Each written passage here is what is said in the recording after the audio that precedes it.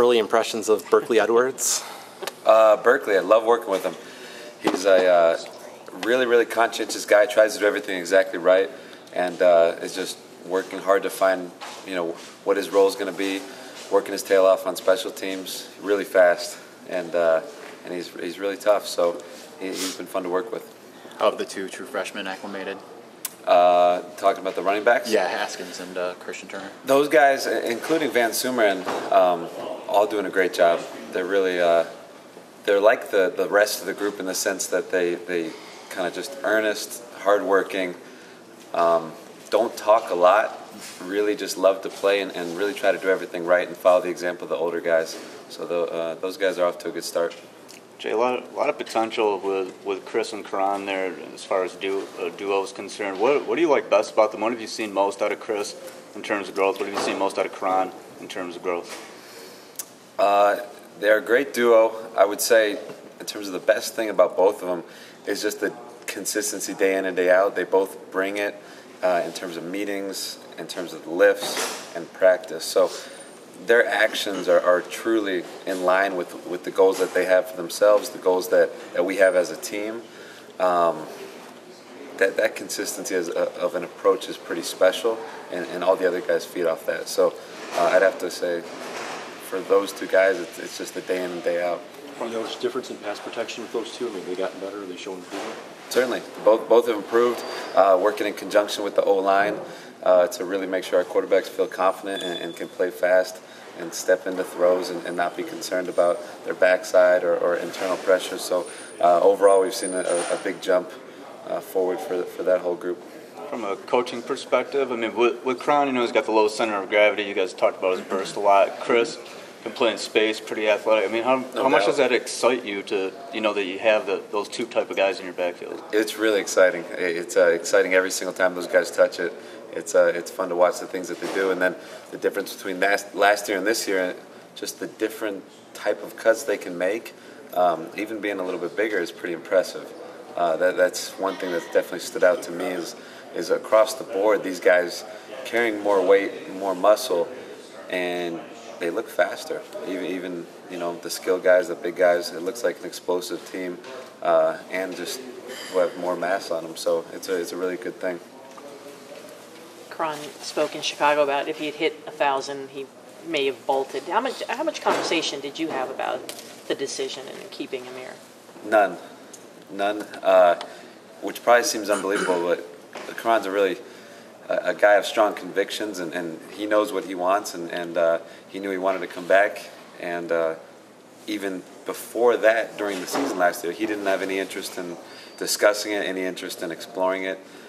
He was really focused on the task at hand and felt strongly that if he had kind of entertained that or thought through scenarios and talked through them with other people, that it might distract from what we were trying to do.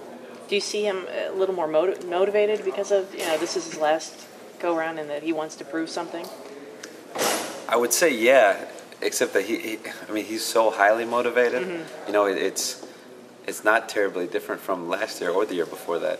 But that's just who he is. Does that make sense? Yes. So, you're definitely getting a really highly motivated guy. I think the only difference is being a senior presence and a leader that other guys look to more. Maybe there's a little bit more vocal aspect to it. How much are Chris and Karan helping you as a coach at this point? They're really good, so that's yeah, I know. But that's the helpful. Right. In terms of the young guys, I didn't mean to be sarcastic about that. They're able to take the young guys under their wing because they've accumulated a ton of knowledge and really have expanded their football knowledge. So they're able to coach on the field and take ownership of the young guys' development, give them a tip here, a trick. Hey, this is one thing that helps me remember this, or this is a good way to work on this skill. So that's been helpful. And the fullbacks have done the same thing with Ben Van Sumeren as well. Have you seen Omari Samuels take a step forward from last year? Definitely have. Really excited about him right now. He's improved a bunch of different areas. He's playing as fast as he ever has, and he's a really fast guy. So when he gets closer and closer to playing at that full speed, which is smoking fast, it's going to be scary. And he's definitely on that track right now. Is he 100% healthy? Yes. Is True Wilson still number 3 at this point, or what's number 3 spot look like? 3 spots still a competition. True is definitely in that mix and is certainly, as of right now, doing a lot of great things to vouch for himself in that spot. What are you looking for that 3 spot? Is it like a type of runner? Because I think Cron and Chris could probably take number 1. They could handle a lot of carries. Is there a certain type of player that you're looking for the number 3? That's a really good question. There's a lot of different ways to approach that, and it's really a role, right? So Chris and Cron are both starting running backs. It's a 1-1 punch, Okay. And not many teams have that. The third job, I mean, you want to have a guy who's really reliable, that God forbid something happened, you have another guy ready to roll that can do everything. Now, the other way to look at it is that you could have a protection guy who, hey, man, this guy's really exceptional at this, and he can play a protection role, or maybe a guy is exceptional as a route runner or whatever. So there's different niches that you can have as long as you're on the travel roster to play in the backfield. But really overall, when you talk about the 3rd spot, you're looking for the next best all-around guy. Has Ben been doing anything on defense, or has he been working exclusively with the offense? Mason or Van Tumeren? Mason. Ben Mason, at this point, is mostly offense, and we'll look into the defensive stuff a little bit more soon. Is Jared Wangler your number 2 fullback, or where does he fit? Those guys are duking it out to be the starter. They're both playing at a high level right now, and just love the start to camp that they both had, and they're super hungry and motivated and feeding off each other in a really positive way. Jay, when you look back at past pro issues the guys had last year, what did you guys try to do in the offseason to, was there any one thing you tried to fix, simplify something, or do something different, or was it more of let's hammer the same and try to get better in that sense? Mm-hmm. Are you asking about with your guys? Protection, okay, in general, or just with the running backs? With your guys in their piece in the whole play, I guess. Yeah. Got it, yeah. I think some of the changes overall, scheme-wise, have helped the whole group in terms of simplifying and making sure that we're on the same page. Obviously, a guy knowing what to do is paramount in terms of getting the job done, so that's been helpful. And then guys adding mass to their bodies, adding strength, improving flexibility has been helpful too. Just being more confident, being confident in their technique.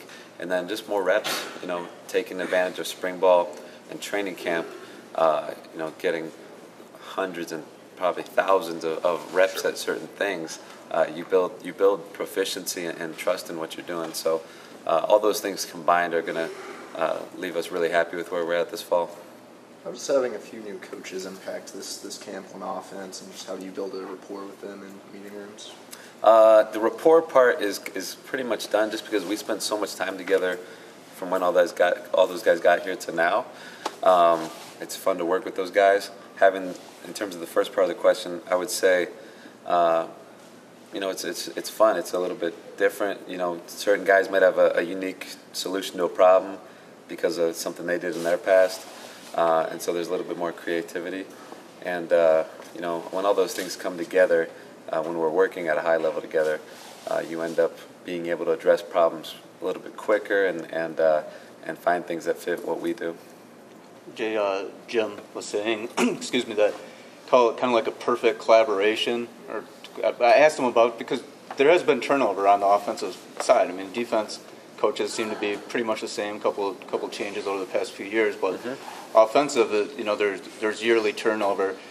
He called it this year like a great collaboration. I guess how would you assess with McElwain here, Ed Warner here, how would you assess how everything's come together? I wouldn't disagree with him at all. I think the collaboration's been fantastic. It's a lot of guys who are really proficient in a certain area of offense or have called plays before and had a ton of success. I think collaboration is a great way to put it. It's like a musical band. You got a good bassist, you got a good drummer, you got a good guitarist, you got the lead vocals, maybe backup vocals. We got a lot of guys on offense, so it's a pretty extensive band. But everyone's got to do their part and not expand beyond their part. And when you do that, and everyone's kind of in harmony, you get a really good final result. So I think Coach is dead on with that assessment. Guys, we have time for 2 more questions. Correct me if I'm wrong, there's not an offensive coordinator that's specifically labeled at this point, correct? Is that going to be the case this season? That would be a question for the head coach or Dave Abloff. What difference has your strength and conditioning coach made this year for you guys?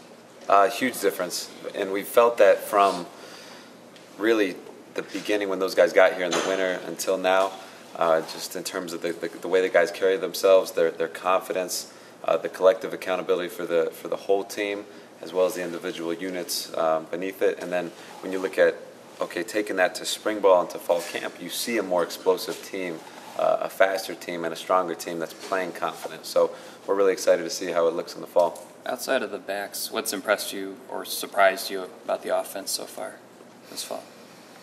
I mean, to say you're surprised, sure. I don't know what would come to mind. The freshmen have been great, and just in terms of their just how willing they are and how tough they are, and they just want to get in and make something happen. They're not scared to make mistakes.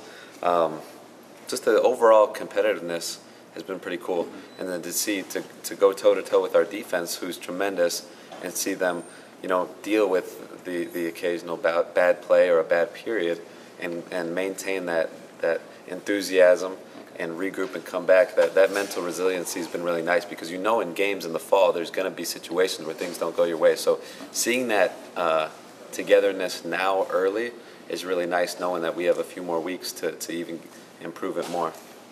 It's not your position, but do you see a difference from Shea from spring practice, just in terms of knowing the offense, knowing the people he's around?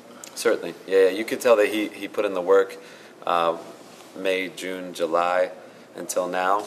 He definitely has improved his command of things, his understanding of where his different outlets are for the ball, formations, run game, all that stuff. And the same can be said for all the other quarterbacks too.